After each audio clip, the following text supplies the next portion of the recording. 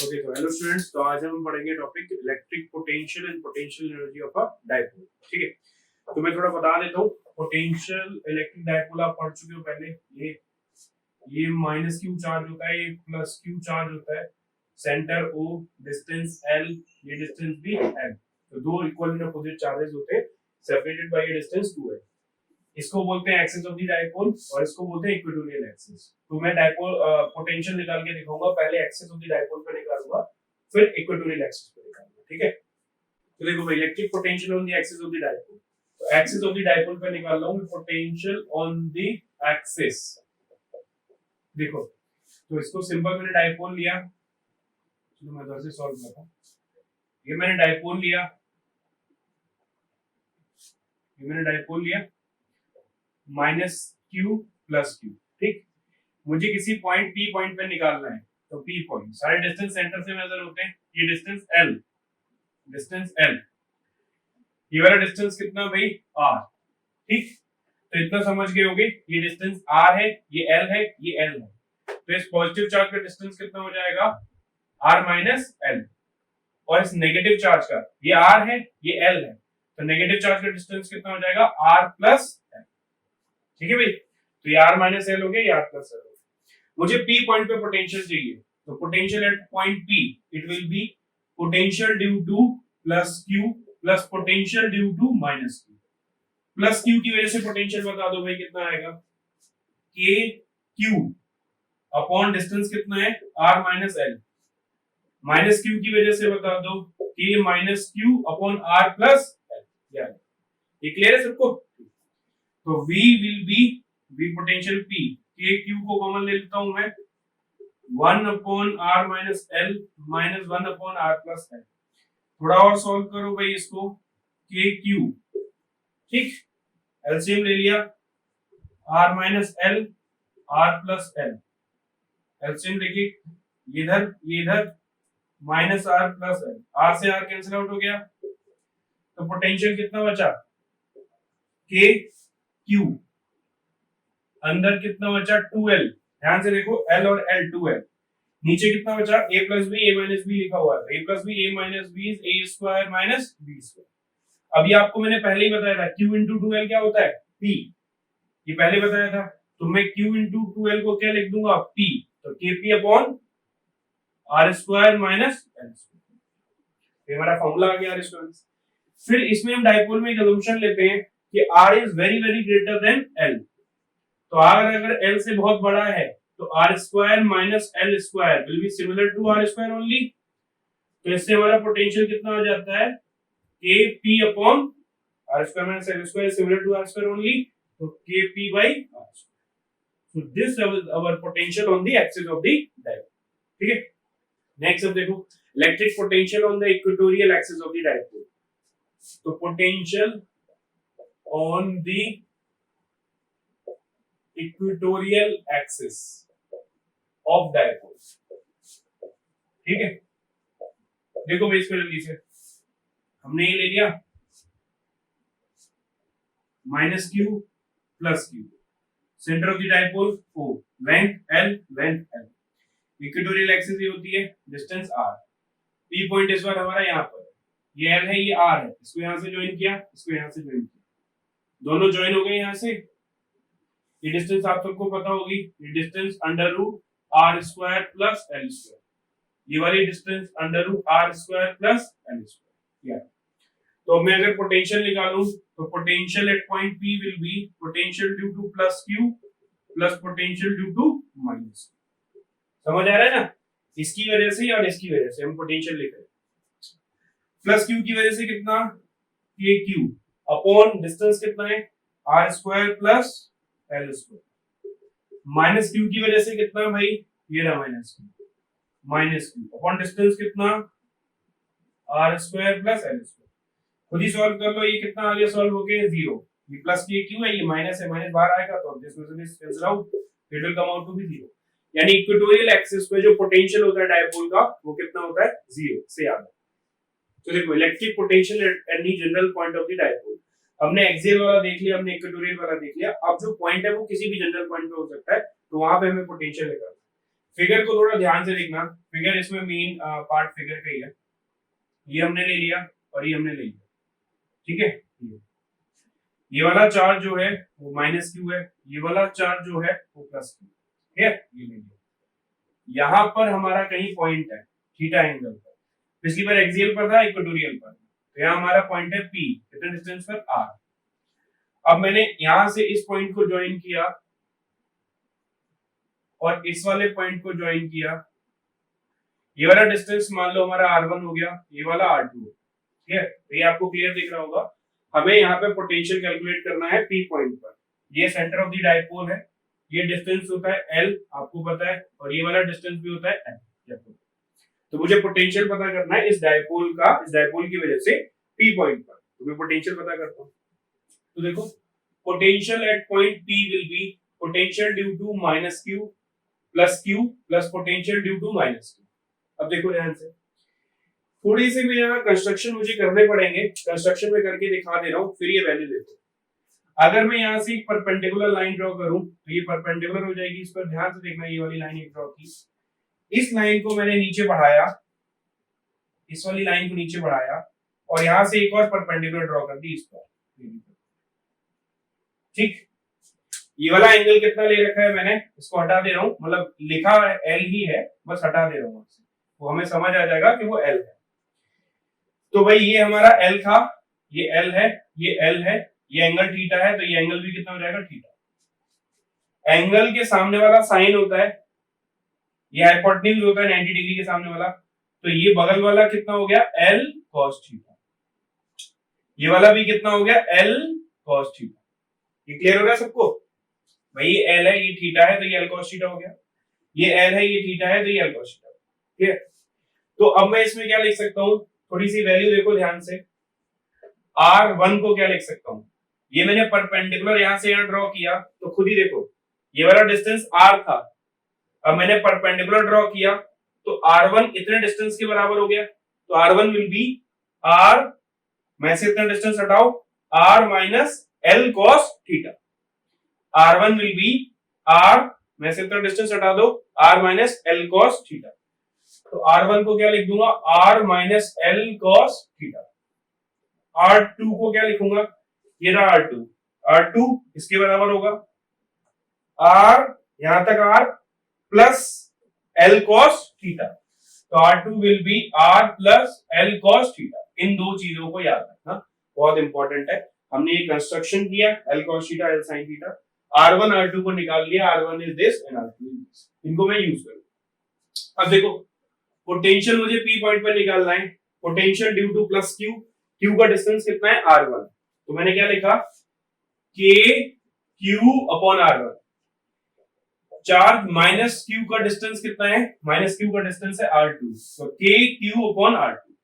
तो potential at point P will B K Q 1 upon R1 minus 1 upon R2, ठीक है, ये आ जाएगा। अब मैं चाहूं तो इसकी वैल्यू डाल दूं, चलो Vp इक्वल्स KQ, यहां पे वैल्यू डाल रहा हूं R1 R2 R2 minus R1, तो potential at point P is KQ। R2 की वैल्यू यहां से उठा ली मैंने, R plus L cos theta minus R minus L cos theta, नीचे R1 R2, R1 कितना है, R minus L cos theta, R2 कितना है, R plus L cos theta. ये आपको सबको समझ आ गया, ठीक है। अब मैं ऊपर का इरेज कर रहा हूं, तो भाई ये नीचे का लिख रहा हूं, यहां तक आपने नोट कर लिया होगा, ये वाला देखो, ये भी इरेज कर देना। तो Vp कितना आ जाएगा मेरा निकल के, K Q, ब्रैकेट में देखो क्या बनना है, इस R में से ये आ गया L cos theta minus minus plus का हो गया, तो L cos थीटा और L cos थीटा, तो कितना हो गया, 2L cos थीटा। नीचे a plus B, a minus B, a minus B, a plus B बनना है, तो a square minus B square, तो r square minus L square cos square theta, ये हो गया भैया। अब थोड़ा सा अगर मैं करूं, इसको हटा दे रहा हूं मैं, अब इसको बताओ आप मुझे, Vp will be K Q into 2L कितना बन गया, Q इंटू 2L बताया था तुमको, P बनेगा, तो K P cos theta upon R square minus L square cos square theta, this is our potential at any general point. ठीक, अब इसमें हम थोड़े से असम्पशन तो लेंगे ही लेंगे, तो वो असम्पशन आपको बताया था। अगर मैं असम्पशन लेता हूं r is very very greater than l, यानी l की वैल्यू बहुत छोटी है, तो असम्पशन कैसे लगेगा, r square minus l square cos square theta will be similar to, एक बहुत बड़ी क्वांटिटी में से बहुत छोटी क्वांटिटी आपने माइनस की, लाखों में से एक नंबर माइनस कर दिया, लाख पे कोई फर्क नहीं पड़ेगा, तो ये कितना आ जाएगा r स्क्वायर। तो मैं पोटेंशियल कितना लिख दूं, ऊपर तो kp cos थीटा अपॉन कितना r square minus l square cos square theta, कितना बचा केवल हमारे पास r square, it is r square. तो ये आपका आ गया फाइनल। इसको याद रखना, बहुत इंपॉर्टेंट है, potential at point P is kp cos theta by r square. इस रिजल्ट से अभी जो हमने दो पहले रिजल्ट किए थे, एक्सिस वाले और इक्वेटोरियल वाले, मैं दोनों निकाल सकता हूं। कैसे, मैं आपको निकाल के दिखा दे रहा हूं। ठीक है, अगर मैं एक्सिस वाले रिजल्ट को निकालता हूं तो इसको आप खुद ही ध्यान से देखो, एक्सियल वाले रिजल्ट को, एक्सियल वाले एक्सिस वाले में जो पॉइंट था वो बिल्कुल सामने था। अगर पॉइंट बिल्कुल सामने होगा तो थीटा कितना बनेगा, 0 डिग्री, क्योंकि पॉइंट बिल्कुल सामने है। तो वीपी की वैल्यू कितनी हो जाएगी, kp cos 0 degree upon R square, जो कि बनेगा kp बाई आर स्क्वायर। ठीक है भाई, ये आपका निकल गया, ये अभी हमने निकाला था kp बाई आर स्क्वायर, ये बन गया। फिर आ जाओ इक्वेटोरियल पर।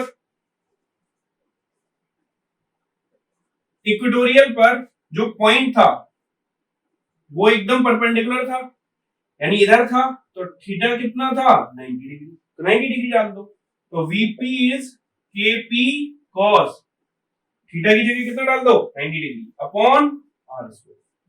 cos 90 कितना होता है भाई, 0, देखो आ गया। तो अगर आप जनरल पॉइंट वाला कर लेते हो, उससे आप एक्सियल और इक्वेटोरियल दोनों बता सकते हो। ठीक है, तो हम डायरेक्ट ये भी कर सकते थे, फिर हम एक्सियल इक्वेटोरियल निकाल सकते। ठीक है, तो ये हमने कर लिया। अब तो देखो, अब हम देखते हैं potential energy of a dipole in uniform electric field. तो मैं एक यूनिफॉर्म इलेक्ट्रिक फील्ड ले रहा हूं, ये रहा भाई एक यूनिफॉर्म इलेक्ट्रिक फील्ड। यहां पर हमारे पास एक डायपोल है,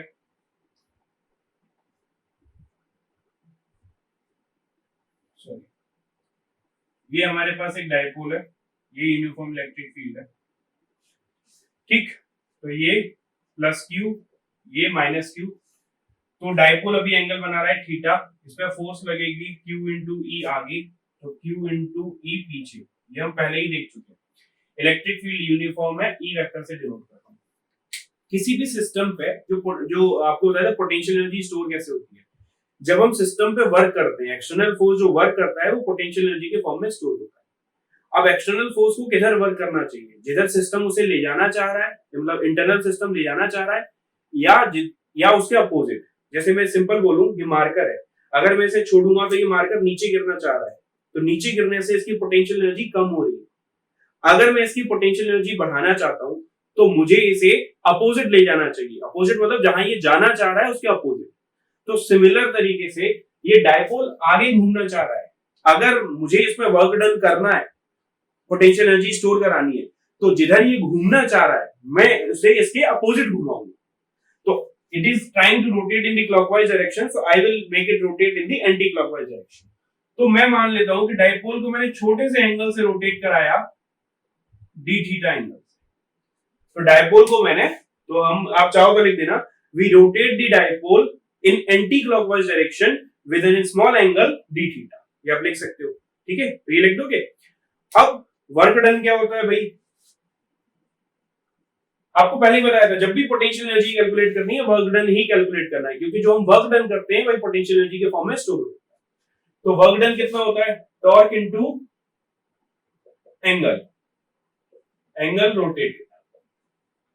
फोर्स के केस में होता है फोर्स इनटू डिस्प्लेसमेंट, इसमें होता है टॉर्क इनटू एंगल रोटेटेड।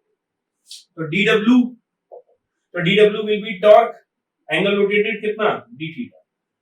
तो dw will be tau, tau का फॉर्मूला क्या होता है, pe sin theta d theta. अब हमें भाई टोटल वर्क डन अगर चाहिए, ये तो हमने स्मॉल वर्क डन निकाल लिया, तो हम इसको क्या कर देंगे, इंटीग्रेट। तो it will be integrated pe sine theta D theta, integrate कर दिया मैंने, कहां से, थीटा 1 से लेके थीटा 2, तो वर्क डन कितना आ गया, पीई बाहर आ गया, साइन थीटा का पी कांस्टेंट बाहर आ गया, साइन थीटा का इंटीग्रेशन होता है माइनस कॉस थीटा, थीटा 1 से लेके थीटा 2, तो work done will be minus PE, minus बाहर निकाल लिया मैंने, upper limit minus lower limit, cos theta 2 minus cos theta, ये हो गया वर्क डन। आपको बताया था कि वर्क डन जो होगा वो किस फॉर्म में स्टोर हो जाएगा, पोटेंशियल एनर्जी के फॉर्म में। लेकिन एक चीज थोड़ा ध्यान से देखो, यहां पर आप एक जगह से दूसरी जगह जा रहे हो तो बेसिकली आपको पोटेंशियल एनर्जी नहीं मिलेगी, चेंज इन पोटेंशियल एनर्जी मिलेगी, क्योंकि 2 पॉइंट डिसाइड हो गए ना, एक से दूसरी जगह जा रहे हो, चेंज इन पोटेंशियल एनर्जी मिलेगी। तो this work done will be stored in the form of potential energy change.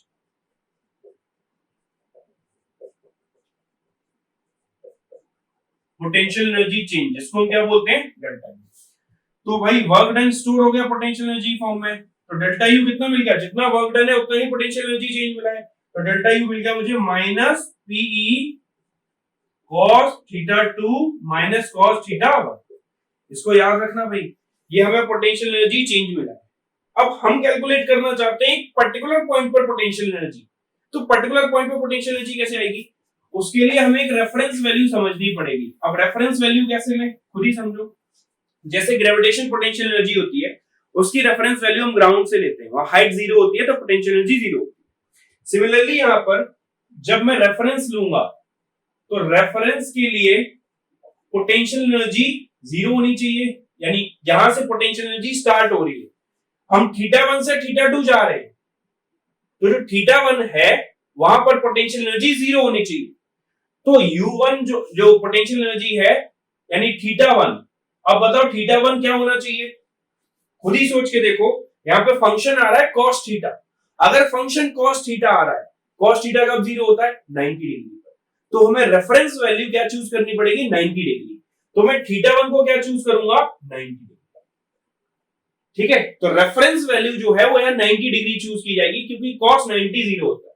अब रेफरेंस वैल्यू 90 डिग्री है तो मैंने चूज कर लिया, तो थीटा 2 कितना होगा, थीटा 2 कोई भी एंगल थीटा हो सकता है जहां पर आप उसे घुमा रहे, यानी आपको रेफरेंस वैल्यू डायपोल को रोटेट करना स्टार्ट है वो 90 डिग्री से करना, आप किसी भी एंगल थीटा तक उसको लेके चलो।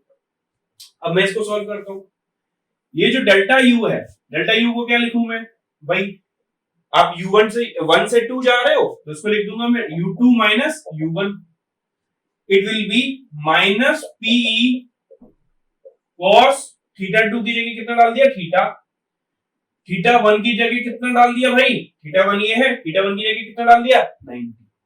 तो u2 यानी final energy u, initial energy कितनी मानी हमने, 0, minus PE cos theta minus, तो u कितना आ गया निकल के हमारा, माइनस पीई cos थीटा, इसको याद रखो। तो u हमारा फाइनल आ गया निकल के माइनस पीई cos थीटा।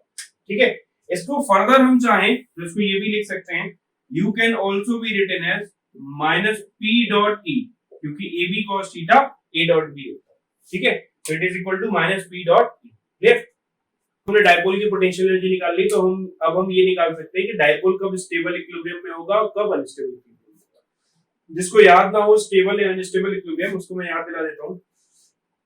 ये ऐसे, फिर ये बताया था आपको ऐसे, और ये ऐसे।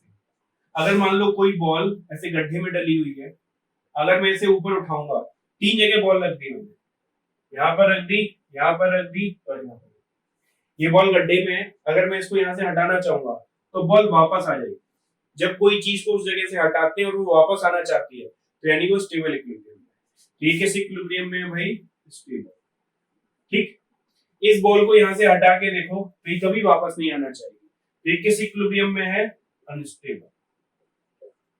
ठीक है भाई, क्योंकि वापस ही नहीं आना चाहिए। इसको यहां से हटा के देखो, इससे कोई फर्क नहीं पड़ रहा, पहले रखी थी तो भी ठीक थी, अभी रखी है तो भी ठीक है। तो ये किस इक्विलिब्रियम में है, न्यूट्रल। तो भाई ये 3 टाइप के इक्विलिब्रियम होते हैं। अब मैं डायपोल में अगर इसको निकालूं कि डायपोल में टाइप्स ऑफ इक्विलिब्रियम क्या होंगे, ठीक है, तो वो देख लेते हैं। इक्विलिब्रियम आपको पता है, इसको मैं एक तरीके से और बता सकता हूं, एनर्जी के बेसिस पर। पहला जो इक्विलिब्रियम मैंने बनाया ये वाला, दूसरा ये वाला, तीसरा ये वाला। इस केस में स्टेबल था, इसमें पोटेंशियल एनर्जी मिनिमम रहती है, इसमें पोटेंशियल एनर्जी जो है वो मैक्सिमम होती है और इसमें मॉडरेट समथिंग वैल्यू होती है। तो स्टेबल इक्विलिब्रियम के केस में पोटेंशियल एनर्जी मिनिमम होती है और अनस्टेबल इक्विलिब्रियम के केस में पोटेंशियल एनर्जी मैक्सिमम। ठीक है, तो ये हमने कर लिया। अब मैं अगर डायपोल के लिए लूं तो यही वैल्यू डायपोल के लिए लूं, तो डायपोल के लिए अगर मैं लेता भी हूं तो डायपोल के लिए ध्यान से देखो, अगर मैं जैसे पहले मैं स्टेबल इक्विलिब्रियम देखो,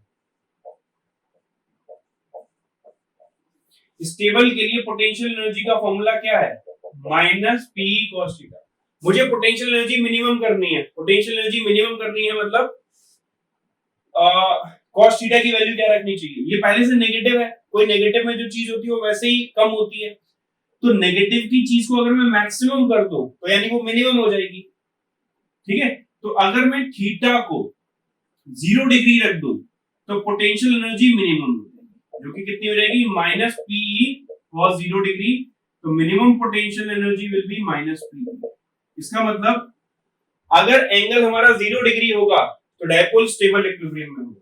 जैसे अगर मैं इसका फिगर ड्रॉ करूं तो ये हमारा इलेक्ट्रिक फील्ड है, इलेक्ट्रिक फील्ड राइट साइड में है, ये मैंने वेक्टर बना दिए दो, सॉरी डायपोल बना दिए, प्लस ये मेरा पी वेक्टर होगा। अब ध्यान से देखो, पी वेक्टर राइट साइड में है, इलेक्ट्रिक फील्ड भी राइट साइड में है, तो थीटा कितना हो गया भाई, 0 का। अनस्टेबल इक्विलिब्रियम देखो, अनस्टेबल, अनस्टेबल में मुझे पोटेंशियल एनर्जी मैक्सिमम करनी है, यू की वैल्यू कितनी होती है, माइनस पीई कॉस थीटा। अगर मैं थीटा को 180 डिग्री ले लूं तो मुझे मैक्सिमम एनर्जी करनी है, यानी एनर्जी को पॉजिटिव में लाना पड़ेगा। cos 180 कितना होता है, -1, एक माइनस पहले से एक और माइनस आएगा, माइनस माइनस प्लस हो जाएगा, एनर्जी मैक्सिमम हो जाएगी। तो u maximum will be minus PE cos 180 डिग्री, cos 180 -1 होता है, तो u maximum will be plus p into E.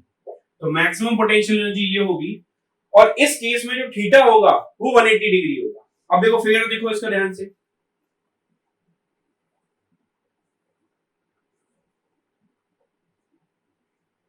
Minus Q plus, electric field इधर, पी वेक्टर किधर होता है, नेगेटिव वेक्टर से, नेगेटिव चार्ज से पॉजिटिव चार्ज, तो पी वेक्टर इधर, तो खुद ही देख लो, इसमें इलेक्ट्रिक फील्ड राइट में, पी वेक्टर इधर है, तो ये अनस्टेबल इक्विलिब्रियम है, ये वाला स्टेबल। ठीक है, तो देखो ये वाला क्वेश्चन देखो, an electric dipole consists of two opposite charges each of magnitude 1 microcoulomb। दो अपोजिट चार्ज हैं, उनका मैग्नीट्यूड है 1 माइक्रोकूलम चार्ज का, दोनों अपोजिट है क्योंकि डायपोल है, सेपरेटेड बाय 2 सेंटीमीटर, उनके बीच का सेपरेशन है 2 centimetre. The dipole is placed in an external uniform field of this। Electric field इतना दे रखा है 10 की पावर 5 न्यूटन पर कूलम। ठीक, फाइंड द मैक्सिमम टॉर्क, हमें क्या निकालना है, मैक्सिमम टॉर्क निकालना है, और work done in rotating the dipole through 180 degree starting from position theta equal to 0। Dipole को हम रोटेट करेंगे, कहां से, वो थीटा इक्वल टू 0 पर है, वहां से रोटेट करके 180 डिग्री पे लाएंगे, तो इसमें कितना वर्क डन हमें करना पड़ेगा। ठीक है, तो क्वेश्चन देख लेते हैं। तो मैं इसको सॉल्व करना स्टार्ट करता हूं। ये भाई हमारा डायपोल है, ये डायपोल होता है हमारा minus Q plus Q, separation होता है एल, और ये वाला होता है एल, ये सेंटर। चार्ज कितना दे रखा है उन्होंने हमको, 1 माइक्रोकूलम।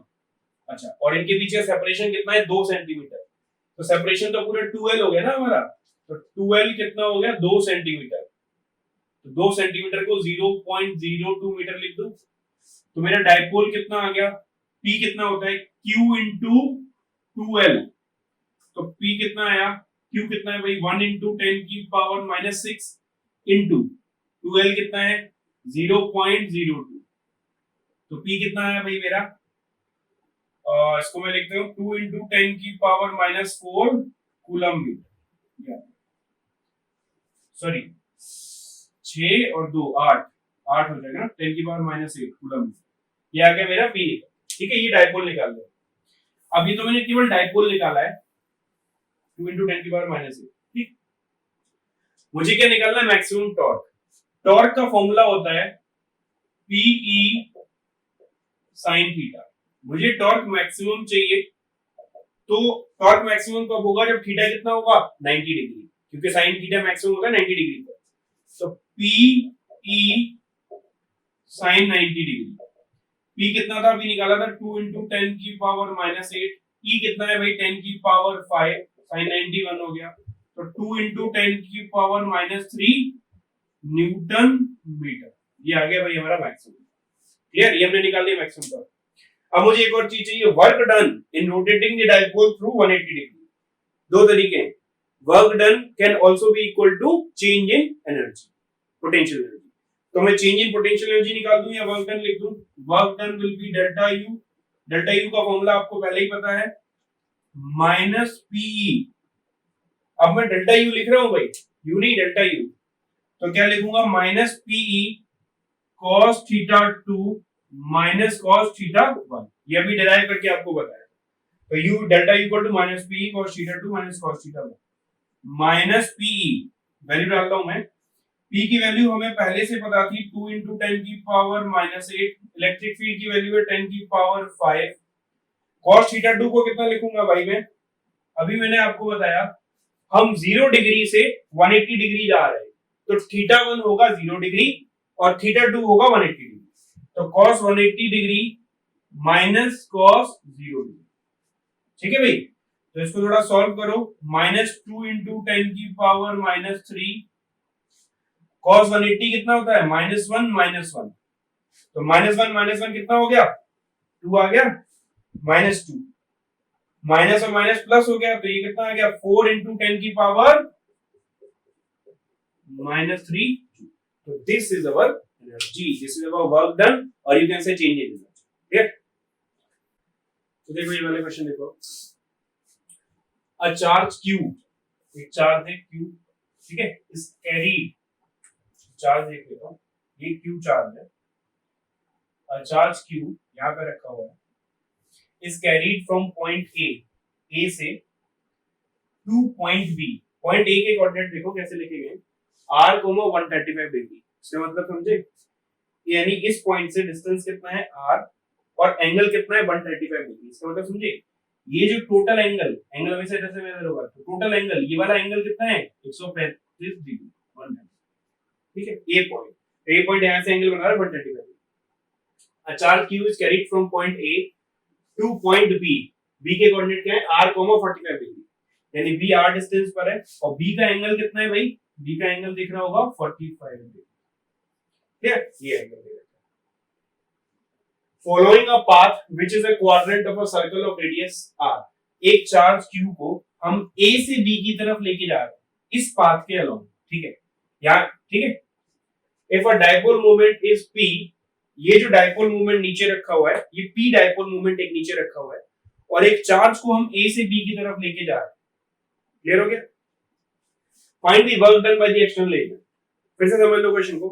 एक डाइपोल रखा हुआ है, ए पॉइंट यहां से 135 डिग्री पर है, यहां पर एक चार्ज रखा है, इसको 135 डिग्री से ले जाके मैं 45 डिग्री पर ले जाता हूं, तो मुझे कितना वर्क डन करना पड़ेगा? उन्होंने ये हमसे पूछा।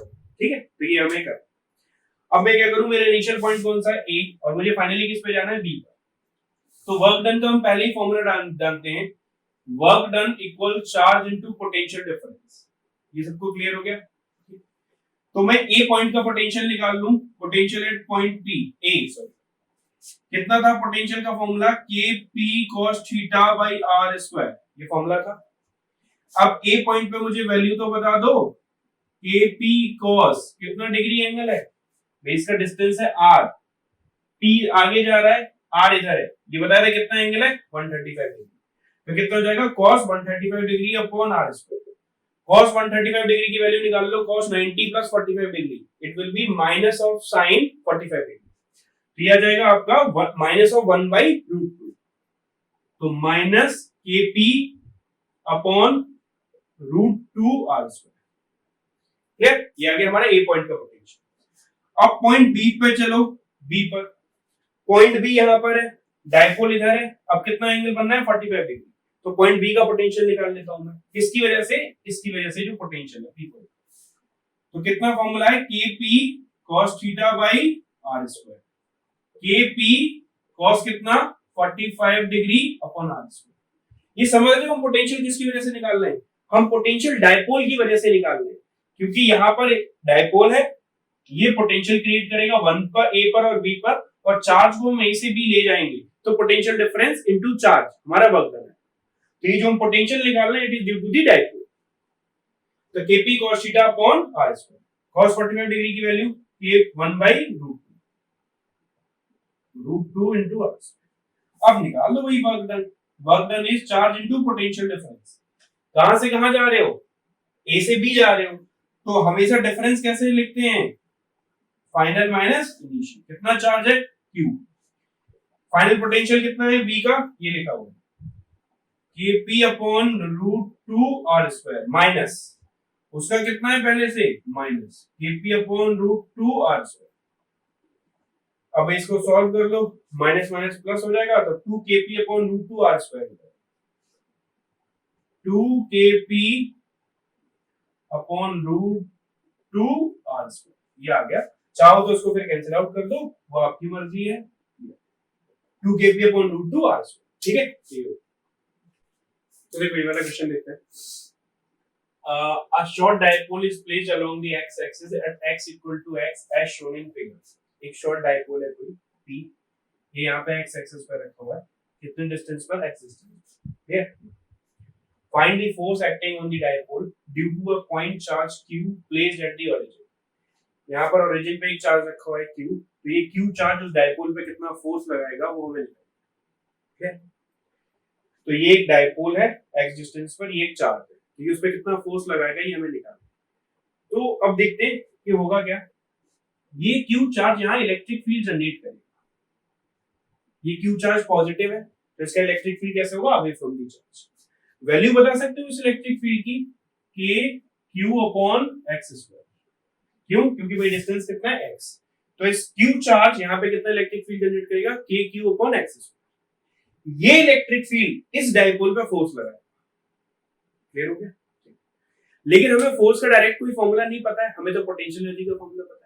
तो इस q चार्ज ने यहां पर इलेक्ट्रिक फील्ड जनरेट किया, तो ये मैं इलेक्ट्रिक फील्ड लिख दे रहा हूं। Electric field is kq upon x square, ये लिख दिया भाई मैंने, मान ली।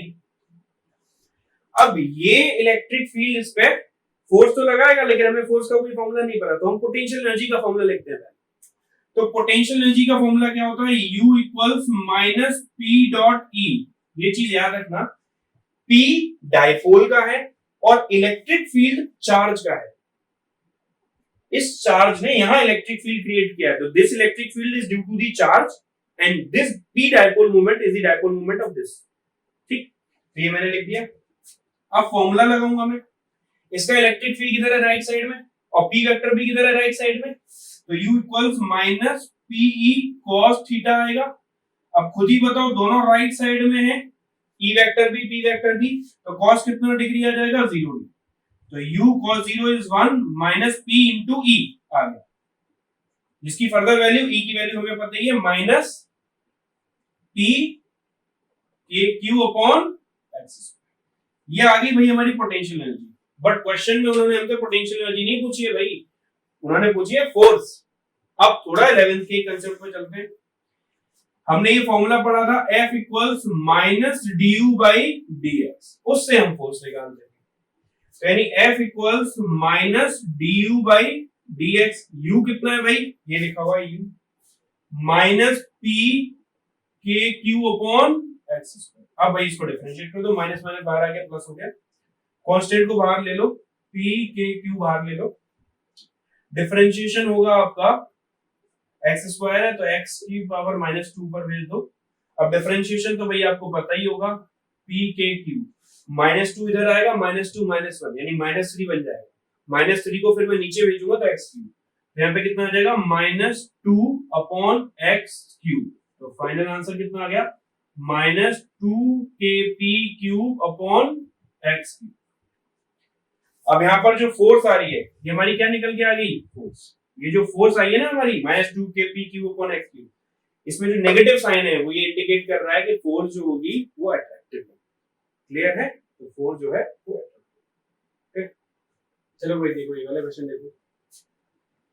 टू डाइपोल्स, दो डाइपोल है P1 और P2, ये डाइपोल P1, ये dipole P2, placed along the same axis at a distance x apart as shown in figure. P1 P2 distance कितना है x दोनों के बीच. What is the magnitude of the force of interaction? इन दोनों के बीच में कितना force लग रहा होगा वो हमें निकालना. What is the nature of the force attractive और repulsive? हमें ये फोर्स भी बताना है कि अट्रैक्टिव होगी कि रिपल्सिव. अब ध्यान से देखो वही होगा जो भी किया था पिछले क्वेश्चन में. ये डाइपोल यहाँ पर इलेक्ट्रिक फील्ड क्रिएट करेगा. इलेक्ट्रिक फील्ड कितना होगा E1. ये जो पॉइंट है ये डाइपोल के एक्सिस पे रखा हुआ है, तो एक्सिस वाला इलेक्ट्रिक फील्ड का फॉर्मूला लगाएंगे. वो फॉर्मूला क्या था 2kp/r3. तो यहाँ पे कितना हो जाएगा 2kp1/x3. x3 समझे क्यों? क्योंकि डिस्टेंस कितना है. तो इस डाइपोल ने इलेक्ट्रिक फील्ड क्रिएट कर दिया 2kp1/x3. अब ये इलेक्ट्रिक फील्ड इस पे फोर्स लगाएगा, बट फिर से हमें फोर्स का कोई डायरेक्ट फॉर्मूला नहीं पता है, तो हम पोटेंशियल एनर्जी निकालेंगे. ठीक है, तो अब फोर्स किस पहले पोटेंशियल एनर्जी निकालना है. ठीक है, देखो अब इसको potential energy is minus P dot E. अब इसको थोड़ा ध्यान से देखना, कौन सा डाइपोल पे लग रहा है ये 2 पर. इलेक्ट्रिक फील्ड किसका है 1 का. अब फॉर्मूला और लिख दो माइनस P2 E1 cos कितना degree. Electric field right side में और P2 भी राइट साइड में, तो cos कितना degree 0. U equals minus P2 E1 की वैल्यू डाल दो 2kp1/x3. ठीक है भाई, cos 0 1. तो U हमारा कितना आ गया माइनस 2kp1p2/x3. ठीक है. अब मुझे चाहिए फोर्स, तो फोर्स तो अब आसानी से आ ही जाएगी भाई. F equals minus du/dx minus d/dx of U कितना लिखा हुआ है माइनस 2kp1p2/x. इसका डिफरेंशिएशन तो आपको आते ही होगा, माइनस माइनस प्लस होगा. ठीक है, 2kp1p2 बाहर निकल आया. x की पावर माइनस 3 ऊपर आएगा, माइनस 3 का डिफरेंशिएशन कितना होगा माइनस 3 ऊपर आ जाएगा x की पावर माइनस 4. तो ये फाइनल कितना हो जाएगा माइनस 6kp1p2/x की पावर 4. This is the. अब उसने एक और चीज पूछी है, इज दिस फोर्स अट्रैक्टिव और रिपल्सिव. फोर्स नेगेटिव आ रही है, तो this force is attractive. Clear.